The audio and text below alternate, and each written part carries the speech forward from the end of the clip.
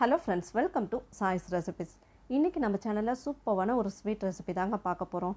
பார்க்குறதுக்கு அப்படியே குலாப் ஜாமுன் மாதிரியே நல்லா அந்த ஜீராவில் ஊறி சாஃப்டாக வாயில் வச்சதும் கரையிற மாதிரி டேஸ்ட் அவ்வளோ சூப்பராக இருக்குங்க. இன்றைக்கி நம்ம பார்க்க போகிறது அருமையான ஒரு பெங்காலி ஸ்வீட் ராஸ்பரா. ரவை வச்சு செய்யக்கூடிய ரொம்ப ஈஸியான ஒரு ஸ்வீட் ரெசிபி தாங்க. பிகினர்ஸ் கூட ரொம்ப ஈஸியாக செஞ்சிடலாம். இப்போ செய்முறை பார்க்கலாம். இதுக்கு ஃபஸ்ட்டு தேவையான ஜீரா ரெடி பண்ணிக்கலாம். இதுக்கு 1 கப் சர்க்கரை பாத்திரத்தில் சேர்த்துருக்கேன். இது கூடவே 1 கப் அளவுக்கு தண்ணியும் சேர்த்துடலாம். இப்போ இந்த சர்க்கரை நல்லா கரைஞ்சி வரட்டும். நமக்கு இந்த ஜீரா எப்படி இருக்கணும்னா, நம்ம குலாப் ஜாமுனுக்கெல்லாம் ரெடி பண்ணுவோம் இல்லைங்களா, அதே மாதிரி தான். ரொம்ப கம்பி பதம் அந்த மாதிரிலாம் வரக்கூடாது. லேசாக ஒரு 5 நிமிஷம் போல் கொதித்து அந்த பிசுபிசுப்பு பதம் வந்தாலே போதும்.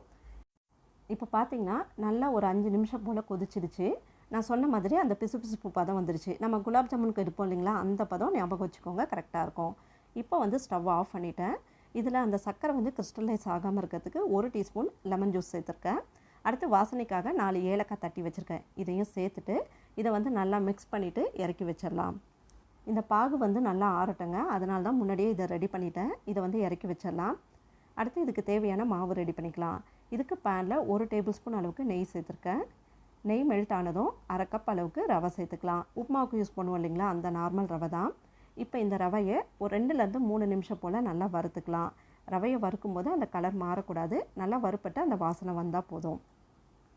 இப்போ பார்த்திங்கன்னா ரவை நல்லா வறுப்பட்டு நல்லா வாசனை வருது, ஆனால் கொஞ்சம் கூட கலர் மாற கிடையாது. இந்த அளவுக்கு வந்ததும் ஸ்டவ்வை நல்லா சிம்மில் வச்சுட்டு 1 கப் அளவுக்கு பால் சேர்த்துக்கலாம். காய்ச்சின பால், காய்ச்சாத பால் எது வேணாலும் சேர்த்துக்கலாம். பாலை சேர்த்ததும் ஸ்டவ்வை நல்லா சிம்மில் வச்சுட்டு கைவிடாமல் நல்லா கலந்து விட்டுட்டே இருங்க. கொஞ்சம் நேரத்தில் இந்த ரவை பார்த்திங்கன்னா நல்லா வெந்து நல்லா சாஃப்டாக ஒரு மாவு பதத்துக்கு வரும். அந்த மாதிரி வரது வரைக்கும் இதை கைவிடாமல் நல்லா கிண்டி விட்டுட்டே இருங்க, இல்லைன்னா சீக்கிரத்தில் அடிப்பிடிச்சிடும். இந்த ரவை பார்த்திங்கன்னா அந்த பாலை கொஞ்சம் கொஞ்சமாக நல்லா அப்சர்வ் பண்ணிவிட்டு நல்லா கெட்டியாகிடும். முன்னை விட இப்போ பார்க்குறதுக்கே தெரியும் பாருங்கள் எந்த அளவுக்கு கெட்டியாக இருக்குது. இன்னும் கொஞ்சம் நல்லா இது எல்லாமே திரண்டு வரணும். இது உங்களுக்கு கலர் வேணும்னா இந்த ஸ்டேஜில் எதாவது கலர் வேணாலும் ஆட் பண்ணிக்கலாம். நான் கலர் எதுவுமே சேர்க்க போகிறதில்ல. பாருங்கள், இப்போ நல்லா சப்பாத்தி மாவு பதத்துக்கு வந்திருக்கு. இந்த மாதிரி வரணும். இப்போ ஸ்டவ் ஆஃப் பண்ணிவிட்டு இதை வேறு ஒரு பவுலுக்கு மாற்றி வச்சுடுங்க. இதே பேனில் விட்டிங்கன்னா அடியில் ஒட்ட ஆரம்பிச்சிடும். இது ஒரு 10 நிமிஷம் போல் நல்லா சூடாகட்டும். சூடாக இருக்கும்போது நம்ம மிக்ஸ் பண்ண முடியாது. இப்போ ஓரளவுக்கு ஆறிட்டு கை வைக்கிற சூடு தான் இருக்குது. 2 டேபிள் ஸ்பூன் அளவுக்கு பால் பவுடர் எடுத்திருக்கேன். இதை சேர்த்துட்டு நல்லா மிக்ஸ் பண்ணிக்கலாம். பால் பவுடர் சேர்க்காமலும் பண்ணலாம். பால் பவுடர் சேர்த்து பண்ணும்போது இன்னும் கொஞ்சம் டேஸ்ட் நல்லாயிருக்கும், அதுக்காக தான் சேர்த்துருக்கேன். இந்த பால் பவுடருக்கு பதிலாக நமக்கு ஸ்வீட்லெஸ் கோவா கிடைக்கும் இல்லைங்களா, அது கூட சேர்த்துக்கலாம். எது சேர்த்தாலுமே நல்லாயிருக்கும். இப்போ இந்த பால் பவுடர் சேர்த்துட்டு நல்லா மிக்ஸ் பண்ணிட்டேன். இப்போ இதை வேணுங்கிற ஷேப்பில் சின்னதாக உருட்டி எடுத்துக்கலாம். நம்ம குலாப் ஜாமுனுக்கு எப்போயுமே உருட்டுவோம் இல்லைங்களா, அந்த மாதிரி உருட்டிக்கோங்க. உங்களுக்கு வேணுங்கிற மாதிரி ரவுண்ட் ஷேப்லனாலும் சரி, இல்லை ஓவல் ஷேப்லனாலும் சரி, எப்படி வேணுமோ அப்படி பண்ணிக்கோங்க. நான் ரவுண்ட் ஷேப்பில் உருட்டி கொஞ்சம் அதை தட்டையாக ஃப்ளாட்டாக பண்ணி எடுத்திருக்கேன். உங்களுக்கு எப்படி வேணுமோ அப்படி ரெடி பண்ணிக்கோங்க. இதே மாதிரி எல்லா மாவையும் கொஞ்சம் கூட ஓரங்களில் அந்த விரிசல்லாம் இல்லாமல் நல்லா ஸ்மூத்தாக வர மாதிரி ரெடி பண்ணிக்கோங்க. இப்போ எல்லாமே ரெடி பண்ணியாச்சு. இதை எண்ணெயில் பொரிச்சு எடுத்துக்கலாம். கடாயில் எண்ணெய் சேர்த்து அடுப்பில் வச்சுருக்கேன். இந்த எண்ணெய் பார்த்திங்கன்னா மிதமான சூடில் தான் இருக்குது. ரொம்ப சூடு அதிகமாகக்கூடாது. நம்ம எப்பயுமே குலாப் ஜாமுனுக்கு பொரிச்சு எடுப்போம் இல்லைங்களா, அதே பதம் தான். நல்லா மிதமான சூடில் இருக்கும்போது ஒவ்வொரு பீஸாக இந்த மாதிரி சேர்த்துட்டு எல்லா பக்கமும் நல்லா பொன்னிறமாக செவந்து வர மாதிரி வேக வச்சு எடுக்கணும்.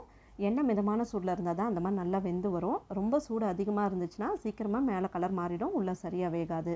இப்போ எல்லாமே சேர்த்து 1 நிமிஷம் போல் நல்லா வெந்த பிறகு இந்த மாதிரி ஒன்றா கொஞ்சமாக திருப்பி விட்டுக்கலாம்.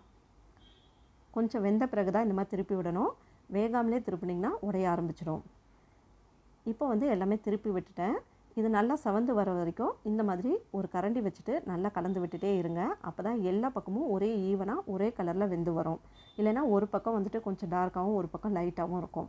நல்லா இந்த மாதிரி கலந்து விட்டுட்டே இருந்திங்கன்னா எல்லா பக்கமும் ஒன்று போல் நல்லா செவந்து வரும். இப்போ பாருங்கள், ஒரு 3-4 நிமிஷம் ஆயிடுச்சு.